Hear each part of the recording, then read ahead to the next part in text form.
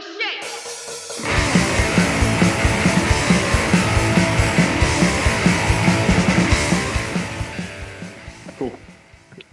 Cool. Love it. Are we recording? Man. And we're off. Yeah. Just so you know, specifically on the last one, I said, Ben, don't delete this right when Ron was talking about hot dogs. And it got deleted. I mean, this part can be deleted, obviously. Which episode are we on? 4? This is 4. Number 4, man. Cinco de cuatro, my amigo. See? Hey, Okay. episode 4. Yeah. Unbelievable. Welcome to the shore. The show, not the shore. Really something we're celebrating. All 4. All 4. Yeah. Man, I hope you enjoyed the last. We had our first guest on the last one. I enjoyed the shit out of it, and that's really all that matters to me. I think it's about the children, and we'll let John explain that. It's fine. It's going great. I think we're talking about drift today. Well, so much as we ever really focus on our topic. Yeah. Should we talk about? Dave likes to talk about what we're up to. Though. Yeah. What are you up to, Dave? I was in Singapore this week for 24 hours to deliver a short during school holidays. During school holidays. Yeah. So when your kids you went to Singapore to get away from your kids, is that what you're saying? Big, yeah. Went to long lengths to escape for a day, and delivered actually it was an interesting presentation on a bunch of executives on a whole lot of concepts like blind spots in organizations that can, maybe if we talk about drift today, can obscure our understanding of drift. So we're talking about goal conflicts and how most things go right, and then we form the view that we're great managers, not necessarily just lucky. We misunderstand risk, that the level of risk in our organization is likely to be always more than we think there is, and then all the filtering of information that goes on in organizations. So when we get into head offices, we really have no fucking clue about what is going on in the field. So hopefully, a few reality checks for some executives in a really fancy resort in Singapore. They flew in and just said, here's 7 reasons why you don't know anything, and then just left. Yeah. You don't know shit. It was actually more. A lot more than you thought you did. I only needed 4. I only needed 4, Ben. I only needed 4, not 7. Fuck. How would they take that? Good. Okay. You know the feedback when you get someone came up to me after and said and goes, "Oh, you actually made this safety stuff interesting. Thank you." I'll take that. Yeah. That's pretty good. Cool. How are you, Ben? I'm sitting in a building in Dallas, Fort Worth, or Euless, Texas. Is that technically it? I don't know. American Airlines.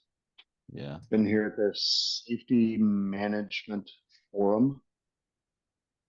And I got to talk yesterday on stage. No one took me off.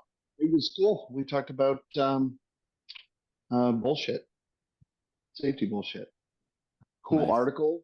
Maybe some people, Ben Hutchinson shared that, I think.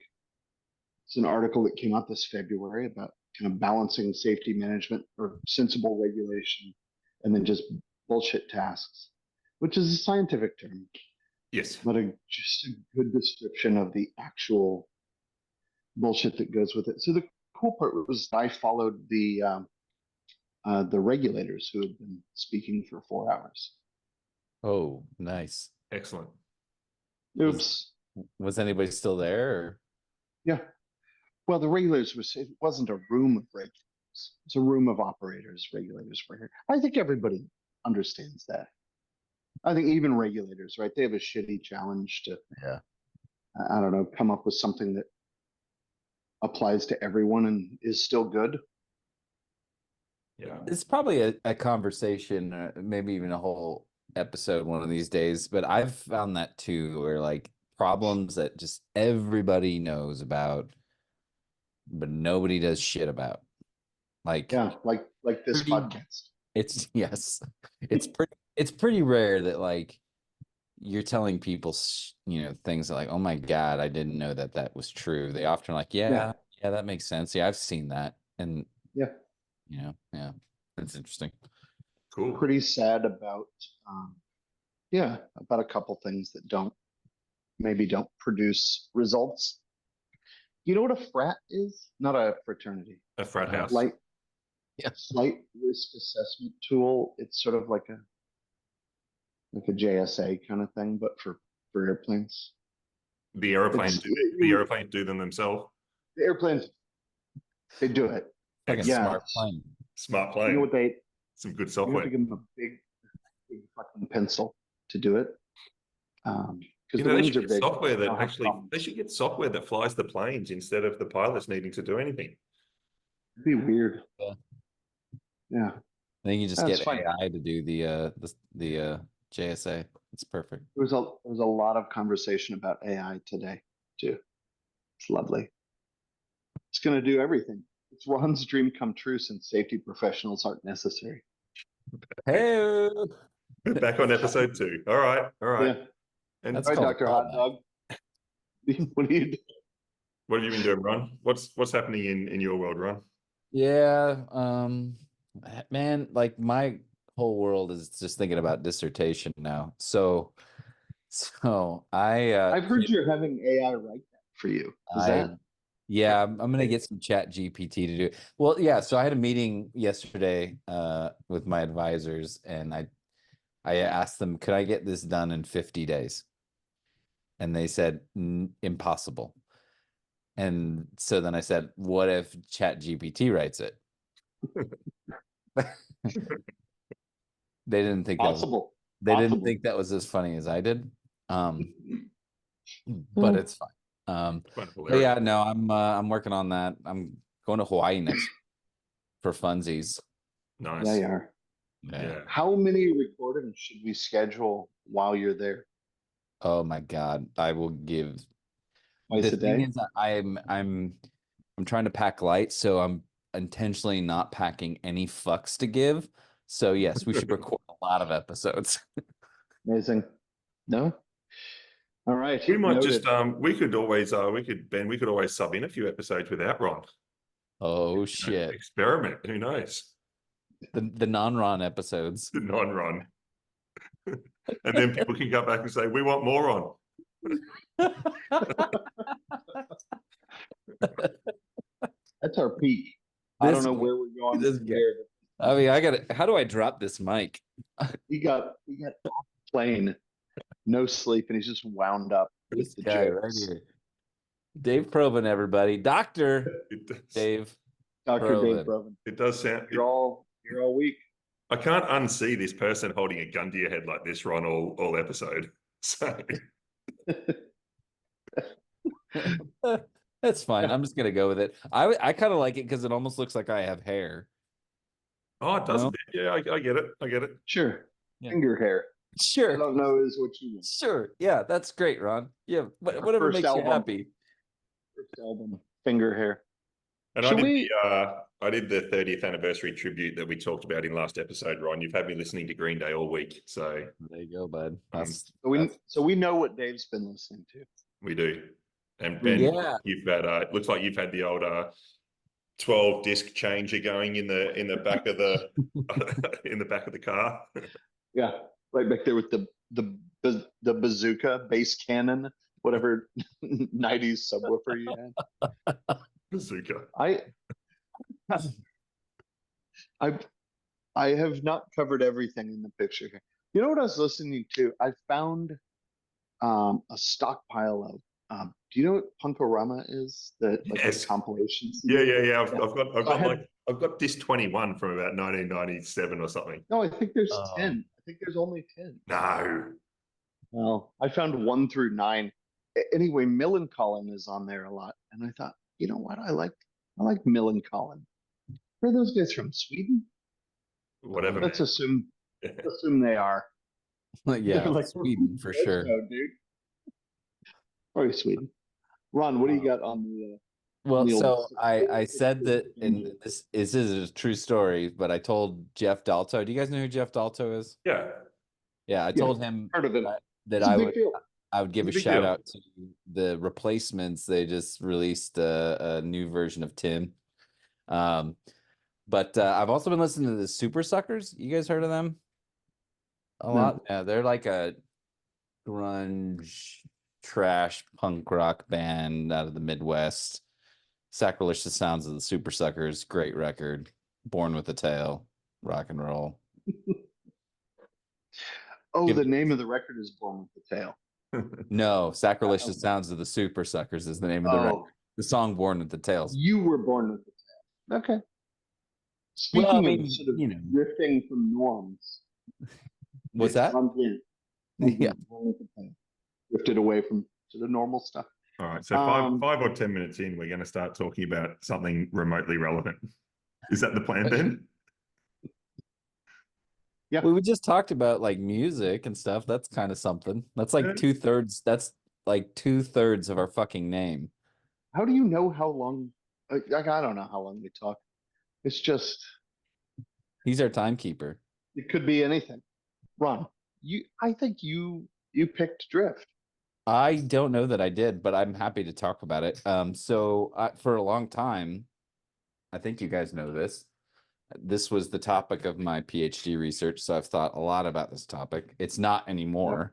But Really nailed that topic. yeah, yeah, I gave up on that bullshit. But yeah, no, let's talk about this idea of chill. I guess, the question I would put out is, what is drift? Because I think everything talked about, everybody has an idea of what we mean when we say it, but drift, maybe not so much. What do you guys mean when you say the word drift? Is this when I get to tell this story? Oh, maybe, but I'm thinking like Tom Hanks Castaway, just float off that fucking island. Fucking Wilson. Wilson, Yeah. volleyball drifting. No, I'm Yeah. Ben. Since I'm now, you've set the bar high with the whole triple expanding foam story, so I'm locked Yeah. in, Oh my ready to God. listen. This is not my story. I mean, I'm happy to tell it. It's a story from 1979. Wonderful year, not for the DC-10. I'm sitting here at American Airlines. American Airlines had a fatal accident in 1979. That's just to end the suspense. It was on a DC-10. It's a big honking airplane. And like most airplanes, it needs maintenance.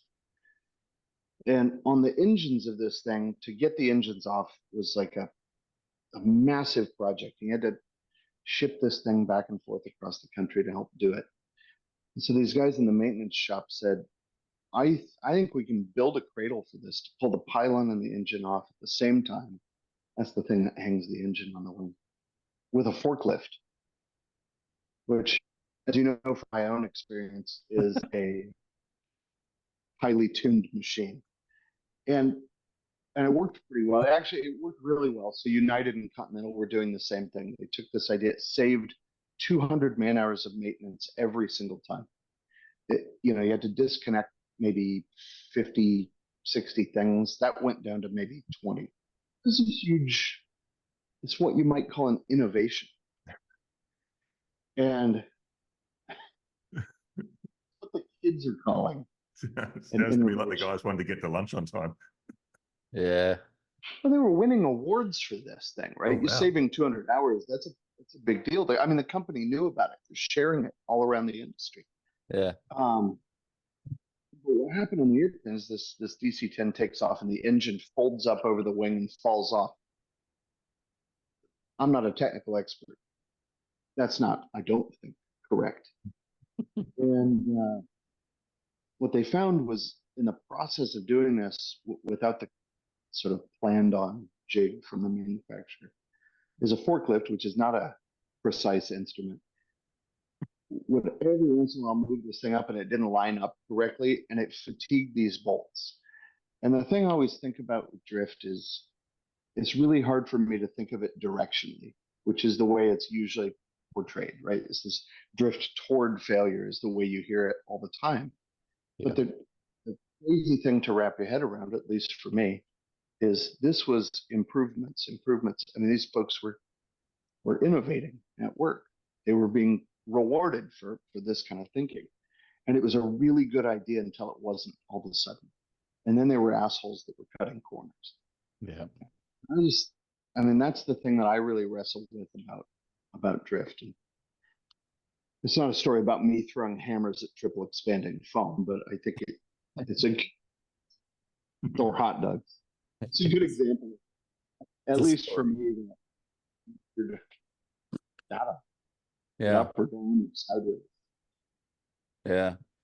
Well, no, yeah, and I think that's the fundamental problem, right? So what you described captures a lot of the things I think about when I think about drift. So drift is this sort of shifting away from something, right? That's what we typically mean when we say the word drift. And so that implies at least two things, right? Actually, three. One is, the standard, whatever that standard is. So it can be a procedural thing, or it could be a norm, like a social norm. Then you have the behavior itself, which is a way, some sort of deviation from it. And then also time, I think, is another aspect of this, right? So, and I think that time piece is important in differentiating drift from just like normal variation in work. Like a one-off, like, if they'd done that one time just for whatever reason, like, and then they never did it again, I don't think I would call that drift per se, right? Okay. Like it's got to Is be that a some quality escape? That's a fun thing to say in the news right now. quality escape. Yeah. Yeah, I guess, like, I mean, I think John used that word last week. that's right, actually. Like I would just classify that as just variation, and depending on the context, it may have more specific things, but work varies naturally.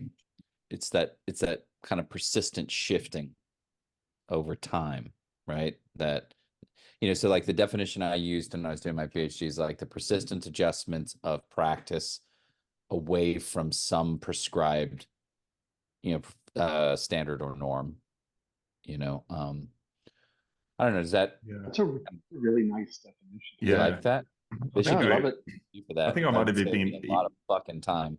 Yeah, I think I was even having a talk to someone who's at the time doing a PhD on it. We were hanging out in Burbank or somewhere. And he sort of made this comment about sustained adaptation. But I think one of the things with drift that I don't think comes out when we think about drift is intentionality. Like I don't think this is an accidental reshaping of work. Like Ben, your example of getting old mate Goodhart on the forklift to just, hey, we can fucking lift these engines. We don't need this fancy piece of equipment. Right. It's not an accidental shift of work, right? This is trying to deliver on purpose and goals and making changes that people feel move things into a better balance between their competing objectives, right? So I think drift doesn't necessarily describe, like the word I don't think invokes like this intentionality. So I like Snook's work like practical drift. Like this is people changing work for very practical reasons that at some point in time perhaps turn out to not be the best thing to do, but at the time makes a lot of sense. Yeah, I agree with that. Like that's I think a huge misunderstanding, and I agree. Snook did a good job, I think, in his work. He talks about practical action, which is at the ground level, the individual adjustments, the individual, we call them shortcuts and crap like that, but whatever it is. And then the practical drift itself is this kind of system level thing, right? But I think it's, Ben, in your story, it hits what Dave was just saying, right? Like these are people who are trying to make the work process better off of some goal and some criteria, and that gets lost when we just say, oh, you're just fucking cutting corners, you don't give a shit, like Like these are not, these are not people who just don't give a shit. These are people who give a shit. They just gave a shit about the wrong thing at the wrong time, right? They zigged when they should have zagged. Or what But turns out to perhaps be in hindsight the wrong thing at the wrong time. But like Exactly. the Tencent, from an innovation Right. point of view, these fuckers are getting awards for it's not a Yeah. shortcut, it's a fast cut. It's like No, and it was well contemplated, right? This was not three dudes on the front line. This was three airlines with many levels in the organization going, holy shit, this is great. And I think that's the part that's embedded in that story, right? Is saying, well, maybe when these adaptations over time are made, we don't get to adequately contemplate risk because it sort of lives in this bubble. But the thing about that story that's always gotten me is it was not a bubble. It was all the right people in the room having a discussion about a process. And it was innovation until an outcome shaped it as something else. And I think that's important when we connect it back to sort of our conversation in episode 2 on the safety profession, like when the organization is kind of is really goal orientated, everyone's kind of like sitting there in a little circle jerk, that it's like the safety person has to kind of, tap someone on the shoulder and say, hey, maybe now's not the time. Maybe we're not thinking about this kind of right. Yeah. The wrong time for a circle jerk. Yeah. Yes. Just That's going on my LinkedIn. that's gonna be that's but the first punk rock safety book title. that's Wrong time. the circle jerk. Wrong time, wrong place. But no, I think that's so right. And the narrative that comes out again after, where it's and I was being very explicit, is like, yeah, you should have known better, or you should have just followed the procedure. But the problem with that narrative is it assumes that the people who were closest to the work had no fucking idea what they were doing, and the people furthest from the work did have a fucking idea of what they were doing. And if we just listen to those people, we'd be way better off. But the real fundamental problem, and I think you hit it on the head, Ben, with your story, is that no, there's always hard limits on what we can know about the work. Like nobody can ever have the whole picture. Like that's the problem, right? It's not that like one person's smarter than everyone else and we should just listen to that person. Like the person who wrote the procedure, or the person who wrote the thing. That's why we're listening to you, Ron. Exactly. One person. Yeah. Smarter. Yeah, just shut up and listen. Isn't drift though sometimes? Well, and maybe this gets to the whole like time element. Ron, is it's exploration, right? We're sort of poking and prodding at the edges of this space that we have to work within. Yeah. And if you're talking about that, I guess in complex systems, it's that I think Dave Snowden would be probe, sense, respond, or something. If I got the order right, if I didn't, I'm sure someone will tell me. But that the way that those solutions emerge is Here comes a blog post. No one listening to our podcast reads Snowden, mate. Don't worry about that. I don't know. We'll probably get some. There goes another blog. No, I totally. The person was so good. Like so I good. found Rhymes with schlong. one thing. Oh God, one like kind of model that I found really useful in helping me understand drift, like what it is we're actually talking about, comes from the research on organizational routines, from Pentman and Feldman. Yeah. And they separate routines into two aspects. They call them the performative, like what you actually do, and then what they call the ostensive, which is, you can almost think of it like, in a way, you can almost think of it as work is imagined, or work is done and work is imagined, right? It's what we refer to when we refer to the task. So I think the easy way to think of it is like, you could think of a dog, like, the ostensive is what you think about when you think of a dog. I was already thinking about that. Of course you were. I'm always thinking about dogs, really. But you know what I mean? Like, so, but like the actual what a dog is varies pretty considerably, but those two things interact and feed with each other, right? So as people perform tasks in complex systems, you know, they naturally have to vary. You know, you could go back to the law of requisite variety, right? You know, only variety can can deal with variety. And so people have to vary what they do in order to deal with the variety of work, which then can feed back into how they think about that task. If it happens often enough, or they find what they believe is a better way of doing it, then over time, the way they think about that work shifts. You know, like what they would point to, what they would tell you about if they, you asked them, hey, how do you do this? And I think that's just normal though. Like, that's just like, if you found a better way to get to your coffee shop in the morning, it's the same underlying process, I think. That kind Until of you get run over by a exploration. car. What's that? Until you get run over by a car Until you get run over by a car, turns you out to should be have bad. gone the normal way. I'm suing Google. So does drift only exist as it's compared to some expectation or prescription of work?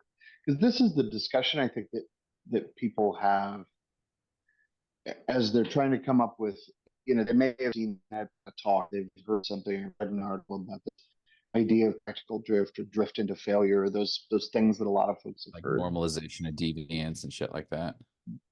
Yeah. And it's a fun thing to say, right? A Yeah. lot of folks in a lot of industries use that term, probably outside the context of Diane Vaughn's book. But I think punk rock is Almost pretty much just a always. normalized. Punk rock as a whole genre is a normalization of deviance. that's the name of 100%. our second book. I already forgot the first book. But second book, definitely normalization. It had something to do with circle jerks. I don't know. The other part was, I think it was structural secrecy, wasn't it? Oh, no.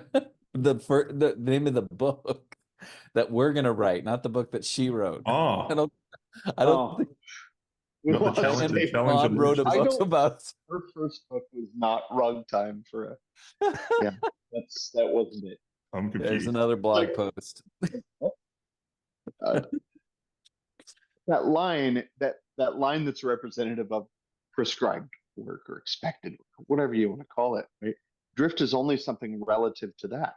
So if that's Yeah. adjusting over time, now what do we call that? So if the line itself is adjusting, like the standard, yeah. Well, so I personally think the way I understand it, you could also go back to like Steve Shirok, where he talked about the different varieties of work as imagined, work as disclosed, prescribed, all those things. So you have work as prescribed as captured in the procedure, but that's not necessarily the same as work as imagined, right? And I think that work as Right. imagined is varying and shifting and being recreated, reconstituted in almost like a structuration sort of way, similar to how work is done is. Right. I think work is imagined, it's socially constructed. And so we have to assume it's varying, and that's part of the process, but it's not varying, back to the original point, it's not varying randomly. It's varying as a result of what's going on out in the world. So in a sense, it's an indicator of how your system is changing, if that makes sense. That's like the second podcast out of 4 that you've got a Giddens reference in there, Ron. Didn't If I get 3 more, I get a sandwich. I think you said on the safety one that people are shaping and being shaped by the system at the same time. Yeah. And now you've even given the theory a title, structuration. I'm a You super are fan. well read. I get a nickel every time someone buys his book. You should go and do a PhD. They should give me a fucking PhD. I tell you what. But I I'm think- gonna, like, as soon as this podcast comes out, I'm gonna like send it right to my advisors and just, hey, Dr. David Proven said. Yeah. I don't think Free sandwich and a PhD. I don't think your advisors are going to put a whole lot of weight in anything that I say. No, they know you, and that is correct. Yeah. Yes. and you know who they are, so yeah. But I think this It's a circle, if you will. I think this Yeah. movement piece is really important. Like you said, there's movements in the way that, let's just call it, the system thinks that work should happen, and then there's movement in the way that work is happening, and this whole system is so dynamic. And drift, I think, is just. I think we have to look at it as a change to past work. So we can't think of it as a change from necessarily prescribed work, because there's always a difference there, and that difference isn't that important. And if work as performed or done is kind of static, then I don't think that's drift, because the way that you said, Ron, you talked about prescribed or norms or just the way that shit normally happens. So drift is kind of like a sustained change from the way that work normally happens for whatever reason, whether it's goal orientated, like to make things faster, or resource constrained because we don't have that tool anymore, so we've had to make do. But I kind of see it as this kind of like shift in the way that the work actually happens. So it's like a movement from work as done before to work as done now. Yeah. Which I think is that of that interest. might be. I don't know if everyone maybe explicitly recognizes it, but I think the picture that you see, right, of this straight line and another line just Or dropping that black off line, it. blue line kind of thing. I don't know. Is that black line, blue line? Yeah, that's Black what line, people blue call line it. sort of wiggling up. Well, that should be up and down. Right? Well, So you're there's up this and little down. like bolt of lightning where the incident happens. Yeah. All right. If you So look at so like so there's a Holnagel's, straight line and then there's a going down line. yeah, this is sort of the practical drift diagram. Black line, blue line. It's more Yeah. wiggly, up and down. You're Rather- Wiggly, is that a technical term? My high school nickname. I tried to sell that to my advisor. I don't understand why they didn't give me my PhD. It's a Who little gave you that more nickname? I Just want when to. it's wiggly. It's wiggly. local honey was my that wasn't it either. No, I think you look at this though, by comparison, Dave, to what you were saying, is you're moving away from work as it's normally done. And I think people see that very straight, solid line as it's usually drawn. And that's really tricky just to reconcile, even if you don't look at that and say, I don't like it being that straight line. I think that's part of it when people struggle. Because we had a conversation that sort of organically came up today about, not with naming drift explicitly, but talking about why people, they were calling it procedural intentional non-compliance. And this sort of pink, fun to say, procedural intentional non-compliance. Pink. That's a nice little acronym there. Yeah. Fantastic. If you're blaming someone, you just call it pink instead of human error or something like I this. thought More fun. I don't blame people for human error. I blame them for pink. Yeah, 100%. This is the sense I got. you've been pinked, man. Yeah. But you're talking about this sort of tacit approval of a deviation from a procedure, right? It's not that anyone has said that's okay, we don't need to do it. It's maybe the boss is around and things are working. You're sort of stepping over that line. You're looking at like Rasmussen's work, right? At the imagery, the semiotics, maybe images have meaning. I know Dave's a big fan.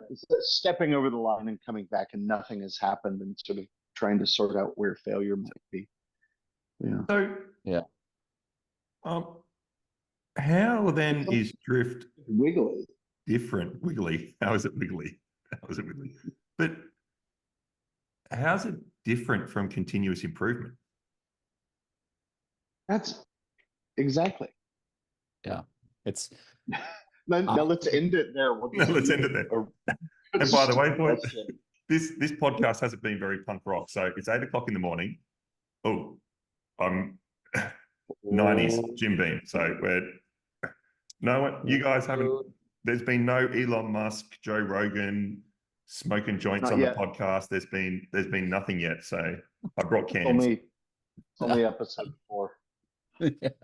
Give it time. Give it till episode 5. I love that for you. That Continuous question improvement. though is like, to me, that's the ball game, because I think people wrestling with that question will lead them down so many really fruitful paths, right? Like, because I don't think it's much different. Like, I think you could easily see innovation, exploration, like we said earlier, continuous improvement. That is what these people are trying to do, right? They are moving. I'm reminded of, I'm going to paraphrase from, I think one of the chapters in one of the resilience engineering's book. I can't say it right. Which book I'm It's talking fine. about. We're here for you as long as you need. Take your time. It's Sound it out. Sound it out. it's Dave and Matt Bramlett, but where they say, adaptation is not like we talk about adaptation like it's always a good thing, but that's not necessarily true. Adaptations just change, right? And especially when you're talking about complex systems where you have goal conflicts, when you adapt to make yourself more adaptable in, relative to one goal, you are almost by definition making yourself less adaptive to another goal. Right? You are introducing more risk to another goal. I mean, it's a real simple thing to think about, right? When if you think about it from a survival perspective, animals, for example, have to do things that will expose themselves to predators, but in order to get their own food, like that they have to expose themselves to a risk in order to increase their chance to survival. I think they call that a trade-off. Yeah, exactly.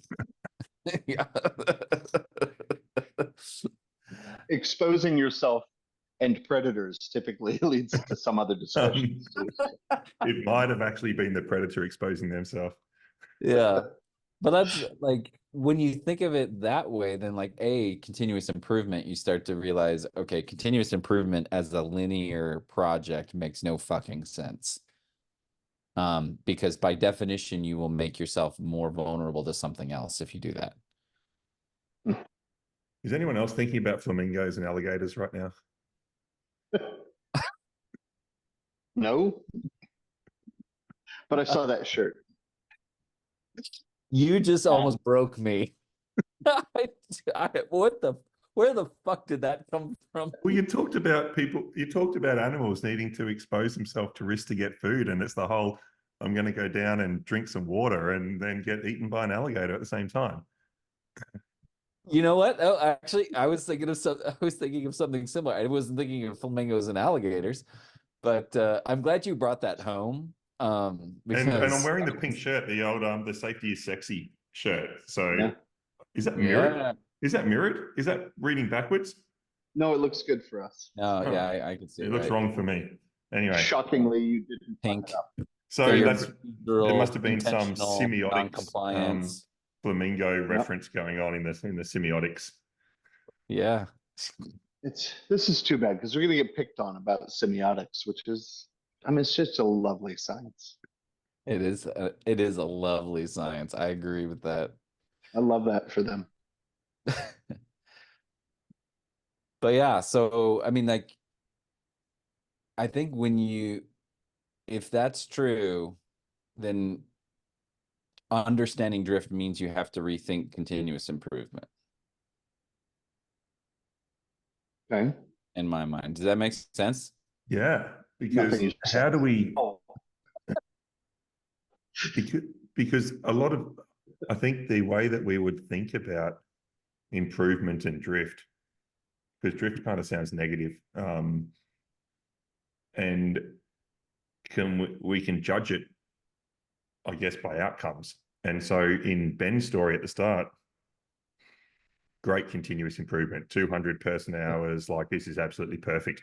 And then all of a sudden one day we go, oh, it's not actually a good idea. It's all outcome based in that. Oops. In that view, right? But at the time, that movement towards one goal without an obvious compromise on another goal is really what continuous improvement is all about. Yet, do we know if we've compromised other goals?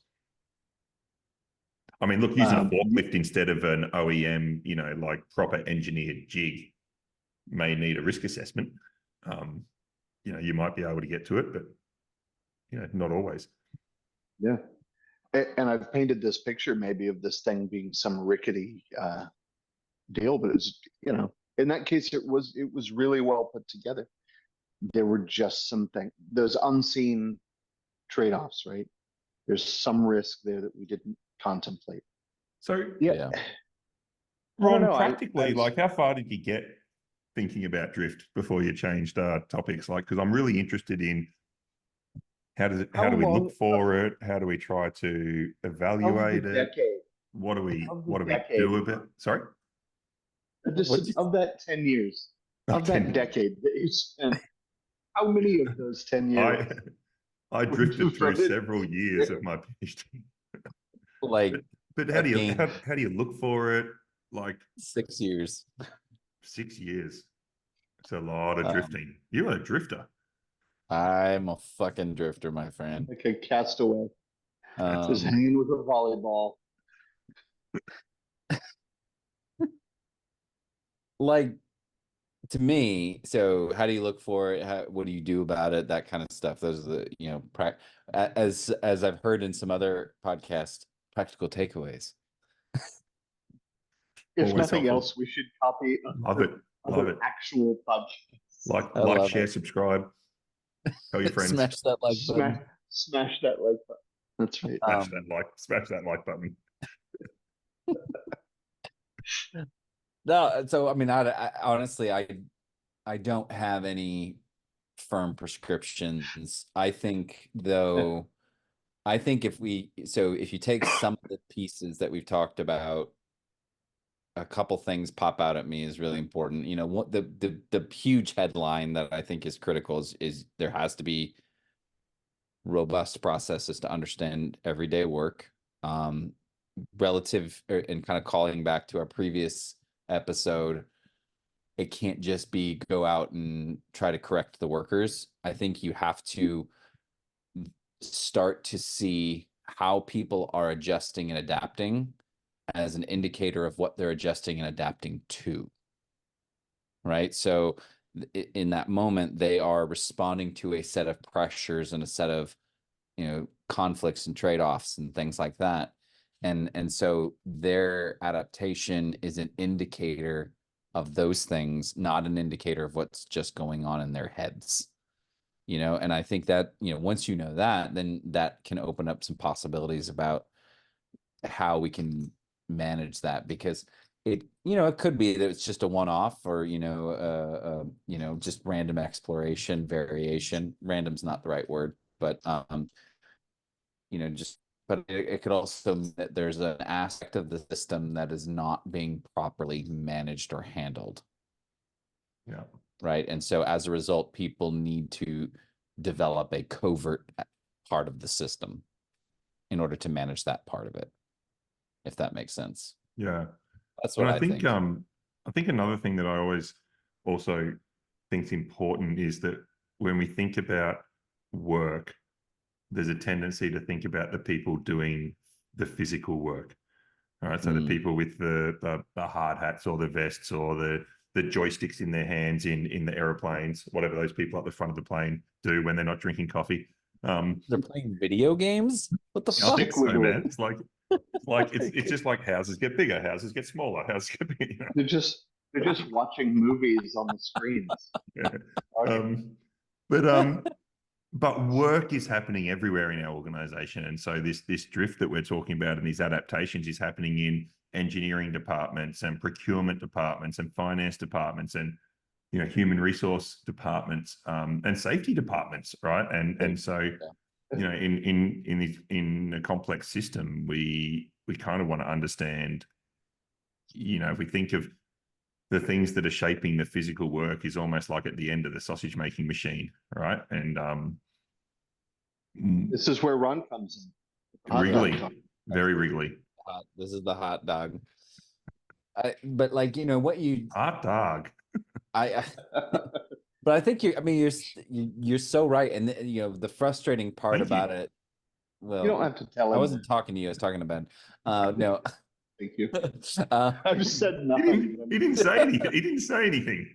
Exactly. Exactly. shut You're the so fuck up. right How to am I be supposed quiet to right hear now, you? Ben. Just Um, sitting here waiting my turn. Fine. I got a real problem with you guys. but like the frustrating Don't bring me problems. Bring me solutions. It's fuck you. We had a conversation about this when we were talking about bullshit. You know? All right, Ron. Ron, sausages. Keep going. Oh yes. Anyways, so we're talking about sausages. But yeah, like work happens everywhere. We'd love to be able to put a metric to all this to like measure the amount of drift that we have in our organization, but I don't think that's really the point here. Drift is an indicator to monitor, not a metric to measure how much we've drifted or anything like that. Like anybody, I don't know, who cares? Like I can't imagine a Nobody. world where we come up with an indicator of like, here's how far our organization has drifted. Like, and there's a number or some shit like that. Like anybody Now who you're does giving that, people ideas. I that reckon would be it's crazy. okay. Like, what would that even mean? I reckon Like, you're it- just like, out there with your 4Ds, mate, with the what's different question. And on a scale of 1 to 5, just, how different is it? And ask a few people and get your number, man. Just put it on your Just- report. just Off you add go. it all up and Add you it know, all up. Average it. Call it an index. yeah. Mm-hmm. Put a traffic light against it, and happy days. Ron, I got a real problem with something you said earlier here. What is I've it? just been waiting. Is this our first argument? No. Yes. That's just I'm Please. trying to set it up and I can't. But you did say that it's covert, right? Some of that change or that adaptation is covert. And I don't think that it's often covert. I think people don't think to bring it up. Like it Yeah. if we ask, and as Dave suggested, using a word that begins with D, if we ask them about it, I think people will happily share those things. What? Share the D, yeah. That's the fifth. That's the fifth D. The fifth D. 50. Dinosaurs. He means that. Oh, look, if somebody's people are just making this stuff happen. They want it. They want to get through a day, get the work done well, go the fuck home, and they don't need the stress of trying to explain to the supervisor why what they did is different. And I think if you ask, they would share it. We don't ask. I don't think it's covert. I think most of the time it is just we don't want to sit around and talk about our feelings. We just want to do the work. Yeah. But and I think that's a good Yeah. point when we are goal orientated and I don't think there's that many people in the organization, maybe other than the safety department, but maybe not even, that are goal orientated towards being safe, right? They're goal orientated towards getting their work done. Yeah. I was looking at some electrical work a year or two ago, and the guys were working inside sort of, close to some live electrical equipment, feeding cable, right? You just want to run new cable through existing conduit. You just get in there and poke the cable and just, work it through the system. Just Well, the- running cable. Just, I think they call it running cable. Running cable? Just poke. Like, I don't know. You made a motion of poking it through. well, you The kind of in system. this, you got to kind of open this pillar box or something. You got to kind of feed the cable in and Into the into the what? into the conduit. Like, What's happening right now? anyway, really firm, really hard and fast rule about eye protection. And these guys were not, so this, I don't even know where this story's going to go. We'll see how we go. So eye protection, right? But because these guys and girls are in outdoors, they're working outdoors, they wear sunglasses, right, for their eye protection instead of these clear glasses, right, while they're trying to feed this cable. Anyway, and so they can't see very well in a dark space. So they just take the glasses off. They just damp or take the or glasses moist off and get it in done. the And I remember having this conversation with this group at one point, And it wasn't the whole kind of like, you know, why the hell aren't you wearing your glasses? But just, you know, having this conversation about the work. And they just hadn't even, like, it just wasn't even a thing, right, for them. Like, they don't know, oh, wow, I'm not following a rule now because I've taken my glasses off. It's like, I'm just getting work done, man. Like, just chill out. But every person just did the same thing. I actually watched a number of people do sort of a similar task, and every single person did the exact same deviation from a norm based on just getting the work done. And they didn't even, it wasn't even a thing. They didn't even know about it. They didn't, it was just, this works. I'll do this. Yeah. That's the tricky part, I think, with talking about drift really exists in comparison how work normally gets done, because it's already normally getting done that way. So now do we call that drift, or is it just become normal? Yeah. This is why I think When we're ramming the cable into the God, I was crying. dying. But like this is I don't know if you honestly, even knew. I don't know what was happening. I am pretty sure that drift as a construct, and this is why I was really intrigued with that paper you sent, Ben, like, but like I didn't necessarily agree with his arguments, but I agree with where he ended up. Like, drift as a construct, I don't think I'm not totally convinced it's useful. Or that it's helpful in pushing us where I think we want to go with this conversation, because to me, like, drift pushes us to focus on where we quote should be, whatever that is, which to your point is contested and unclear and messy. But like, honestly, who gives a shit? At the end of the day, the question, like, whatever it is, if it's a procedure, if it's just a thought process and how that work is done, it's all designed to facilitate successful work. So I don't give a shit about that procedure. I give a shit about how the work is happening relative to the conditions that it's happening in, and how we can support the successful completion of that work. Yeah, at some point we probably got to go back and say, did this procedure or whatever it is support people in doing the task? But that's really it. Like, the goal is not to necessarily to get them back to the procedure, because the procedure is not the goal of the work. Yeah.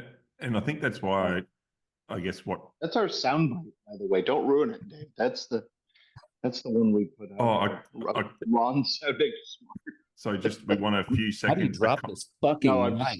We want a contemplative pause here for what, 5 or 10 seconds? Yeah, No, could I we? think we're That'd good. be really good. If everybody can just stop and think about it. Hot dog. Hot dog. Hot dog. Yeah.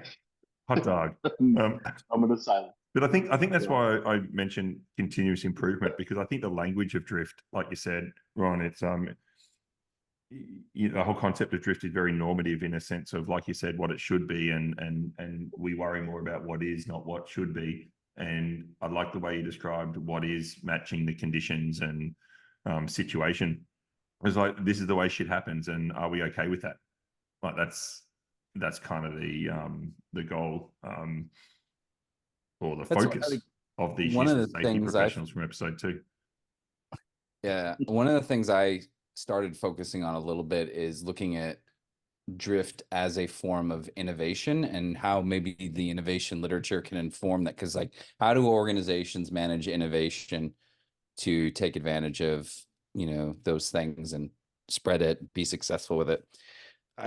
I almost wonder if that's a better metaphor for what we're trying to get at, because if we see all of these things as an intended improvement, and again, relative to some goal, then the question, not all innovations are great. Not all innovations are actually helpful, right? Like, so maybe we just look at it as like, okay, we're having these innovations that are happening. Where are they? What are they? What can we utilize? What can we, just say, okay, it's there, it's great. And what do we need to say? Ooh, actually, that's not the way we should go. Let's go a different way. Yeah. And I think innovation, I don't know the kind of exact definition, but it's something like the application of new ideas, or the application of existing ideas in new ways to create value, or something like that, or create significant value in all this, and the value towards, like we said, competing goals for the work. So yeah, I think drift innovation, continuous improvement, it's all about attempts to make things better, and better could be easier, like or whatever that goal is. And kind of we only worry about it. Like we're happy, like most of the time, organizations, we're happy about it. Like to Ben's story, Organizations benefit from it all the time. We're happy when people find faster and better ways of doing things until it goes wrong, and we say, sorry, Ben. We're happy and we're silent about it, right? We're managing by exception most of the time, and the norm is that people are doing these adaptations and innovating, if we're going to call it that. And when the outcome is different, that's how we define who's a fuck up. And it's weird to me that your best employee, I think it's weird to most folks as they're trying to understand this idea of drift. And Ron, I'm in the same boat with you, drifting away. That I don't think this is an entirely useful concept beyond just saying that things change. They're changing all the time. Look, your most innovative and favorite employee yesterday is an asshole tomorrow for the exact same behavior because something changed in the outcome. And like I think I don't know the way that you're normally meant to open, canisters of triple expanding foam, but I kind of like the way that you tried to approach it then. It's just a rapid application, super good coverage. That's not drift, man. That's supersonic shift, right? That's just worth a fucking shot. That's what I say. It's not drift when you just go, hey, hold my beer. I would have called that procedural, intentional non-compliance. Pink. Ben got pinky. Excellent. So what do we do? So Ron, you drifted away from this topic in your PhD. Like you mentioned then that and I'm actually genuinely interested in your answer to this. Like you said it's not that helpful. And focus on the work. Like, should we even talk about drift? Like if we do talk about it, how do you think we should talk about it? So if drift is a meaningful concept, it's not a meaningful concept, in my opinion. At the worker level, it may be a meaningful system level concept. But I don't know that that's necessarily true. But again, back to what you said earlier about Scott Snook's approach, that's one of the things I like about it, because he didn't talk about drift as something that workers do. Workers do practical action, right? Drift is something that happens at a system level as the system, all these practical actions are happening in this ecosystem, and they're not necessarily informed by each other. And so you can get this situation where people work at cross purposes, and that's when it becomes dangerous. That to me is a maybe a more meaningful construct. I'm not totally convinced that we can't just talk about that like in another way, like just talking about how system dynamics and stuff. But to me, I think that feels more productive. I'll talk to people about drift at like a worker level if they're interested in just talking. If that's, I'm not gonna like correct people and get all like high and mighty about it, but like you should though. I mean, I do inside in like if we're talking about it and I look like I have a serious look on my face, inside I'm calling you an asshole. So is that why you tried to convince yourself today by coming on with your zero fucks given shirt just to try to calm yourself down? Yeah, this is my calm myself down shirt. This had nothing to do with earlier today getting annoyed at. Ron was amped up. I can't because I don't want to get fired. He's medicated right now. But yeah, I don't know. That's what I think. What do you guys think? Like, what's your perspective on this? Are we gonna rock, paper, scissors? No, he was squarely looking at you, Ben. Yeah. Actually. I would really, really rarely with anybody other than safety folks or somebody who's really into this talk about drift. I think as a practical matter, I would almost always talk about it as a follow-on to the comment which almost every manager, supervisor, leader has said, which is, why don't they just follow the rules that we gave them? Why don't they just follow the policy? Hmm. Hey, dude, let's go check out some work. Because if they followed the policy, they wouldn't do this magic stuff that's happening every day. And you're the beneficiary of it. You love it. And then when something weird happens, we say stuff like that. And I think that's the way to introduce it, that variation even over time, and sort of renorming how work is done without talking about drift and showing these sort of classical pictures. I mean, it appears, I'm here with a bunch of aviation people, it appears in the documents that support the regulation they have to deal with. There's a picture of practical drift, and people look at it, and there's a crazy like cartoon airplane blowing up. It's really fun, and I think it just causes. I think it causes confusion, whether people will admit that or not. So I think if you follow that path, it's a problem. So is that that cartoon picture of the airplane blowing up, is that like inside the safety management system documentation, or is that just on the PowerPoint presentation? No, it's in the documentation. So it's like that's a fundamental attribution error, right? That's just like saying, if you do what's in this system, the airplanes won't blow up. Yeah. Yeah. That's 100%. If you only listen to us. Yeah. No, it's in the guidance documents. Because the idea of practical drift lives in there as the straight line, the line that goes down, and then it has sort of the exploding airplane at the bottom. Yeah. It's amazing. So if you guys would just quit fucking up, pay more attention to what you're doing. Oh That's man. Do you want me to send it? I'll send you. I need to see that. I need to see that. Wow. But I guess in our own world, in our own worlds, one of the things that I always find interesting is how much more black and white the work becomes the further away you get from it. So like you were saying, Ben, there, like if you're in the details and you just talk to any frontline worker, right, about their work and just the grayness and the challenge and the resource constraint and the goal conflict and the variability, and just like, it's just infinitely complex, right? Frontline work. And as you move up the organization and then you have a conversation about work, maybe after an incident or something, you have a conversation about work with an executive team, the world is so black and white. Like if these people with these high visibility vests on just did A, B, C, D, E, like, what the fuck's going on? Surely they can just, like, that shouldn't be too hard, like, for fuck's sake. And I just find that talking at different levels of the organization, that the further we get away from it, the easier and clearer that we think the work is. Yep. Maybe we could talk about models on one of these things. Models as in like this... Victoria's Secret models, or as in no, like... No, sorry. But like Swiss cheese is used, like what you just said, if only the workers had done A, B, C, D, E, this is where that gets just completely fucking adulterated.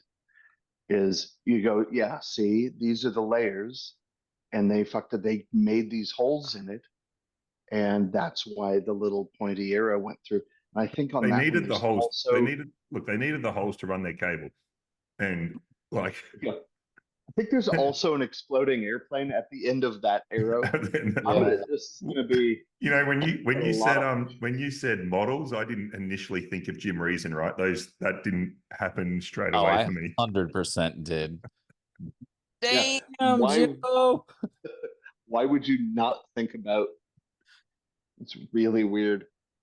Yeah, I'm with Ron 100%, but not like today Jim Reason, but like 1985 Jim Reason. Oh my God. Oh man. So good. That's what's up right there. That's an interesting. That's not an interesting hypothetical. That's an unnerving hypothetical. Yeah. All right. Speaking of drifting away from norms. This conversation is drifting away from anything relevant or useful. But you did say, like, in fairness, we warned listeners, right? We pretty much warned listeners, like, this is a podcast about bullshit. So we made it to you episode can't sit there 4 and listen they don't know what pretend this like- is about. That's on fucking Yeah. them. Yeah, exactly. I mean, you can't sit there Not- and listen and pretend that you didn't fucking know, right? Yeah, yeah. You knew what the procedure was. Yeah. Okay. And this If is you- on point. This is Yeah. as compliance as the motherfucker gets. Just- We've done as promised. Uh, so what's happening this week? What's left in the week for you guys? It's Friday where I am. So Friday, 8 o'clock in the morning, and I'm, so today is going to be an interesting day. Really phoning it in today. someone's got to do some work, so I'm gonna work tomorrow. And I don't know. You're a Yeah, this workaholic, will Ron. come out like Working way on a after. Friday, when you get a staff job, you're not meant to work on Fridays. No, I'm gonna stop midday. Yeah. I was supposed to be on a plane midday, but that got canceled. So I'm gonna pretend I'm on a plane. The Wi-Fi's down. You for work? Is it or- like being on a boat? I'm on a boat. I do. Motherfucker, don't you ever forget it. I've taken a lot of, I guess, Schadenfreude in this year around your Warriors team, Ron. But it looks like you've made the play-in, mate. So Yeah, fuck yeah. You know, what'd be really great is if somehow we get you guys and just yeah, I think really so. Like crush you just Miami Heat style, right? Just come all the way through, all the way. all the way. That's what's gonna happen. It's probably not gonna happen. We're probably gonna lose the Lakers in the play-in, which is really fucking. If it happens, annoying. I'm on a plane. I'm on a plane. Get us some tickets. If it happens, I have them All right, at Yeah. Chase. So all right. you guys got to come out. We'll come out when we're. One's big time. Ben and I've got a band to see. We've got a whole bunch of bands to see in California. Yeah, that's bullshit. Just it's continuing the plan. Yeah. Just go do awesome shit without Ron. So what are we going to talk ASWR. about? I've run out of where we're up to in our I know. semi list of episodes. So what's up next? Is it behavior? Is it? Yeah. Are we gonna talk about? We're different- gonna be these blog. Everybody's gonna love us out We're of gonna that. do just like a BF Skinner special. Yes. And we should. I think we have another. Should we try and get a guest every second episode or something? What's the plan with the guest? Because John made us all seem a lot smarter last episode. Do you think anyone after this, like 4 of these, will be a guest? Yeah, I got The a good couple. news is that by the time we record, like there'll only be like 3. Yeah. So Fair. maybe they haven't heard. No, I reckon. Okay. I'll leave it with me. All right, find us a guest. So behavior, frontline behavior, and how we think about it and deal with it. Those Yeah. crazy kids. Care more, try harder, safety culture. Rewards. Don't do dumb shit, right? No triple expanding foam. Fucking Nope. like Fire Ben. Don't hire Ben. Amen. that is a All that is right. Oh, yeah. That sounds good. I'm looking That's a forward bad to apple if ever I've seen one. it. Yeah, no fucking shit. All right, I think we did it. All right, boys. Is that awesome. it? I'll see you guys next week, I guess. Have a good Next week. weekend. All right. Thank you. Love it.